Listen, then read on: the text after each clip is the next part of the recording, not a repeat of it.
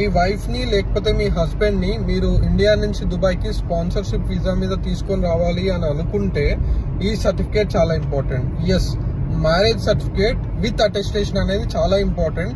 ఇది ఉంటేనే మీరు మీ పార్ట్నర్ కి మీరు స్పాన్సర్షిప్ అనేది చేయగలరు. Okay, and one more thing, మీరు ఇన్సైడ్ ఒకవేళ విజిట్ వీసా తీసుకొని మీ పార్ట్నర్ని ఇక్కడికి తీసుకొని వచ్చి మీరు స్పాన్సర్షిప్ ఇచ్చి వీసా తీసుకోవాలి అనుకుంటే అది మీకు ఎక్కువ కాస్ట్ పడుతుంది. మీరు ఏం చేయొచ్చు అంటే out side of the country, అంటే ఇండియాలో ఉన్నప్పుడే మీరు మీ స్పాన్సర్కి వీసా అనేది డైరెక్ట్ స్పాన్సర్ చేస్తే మీకు చాలా తగ్గిపోతుంది. ఫర్ ఎగ్జాంపుల్ ఇక్కడ 3000 dirhams అవుతుంది అనుకోండి, మీరు ఇండియా నుంచి చేస్తే 1500 dirhams అవుతుంది.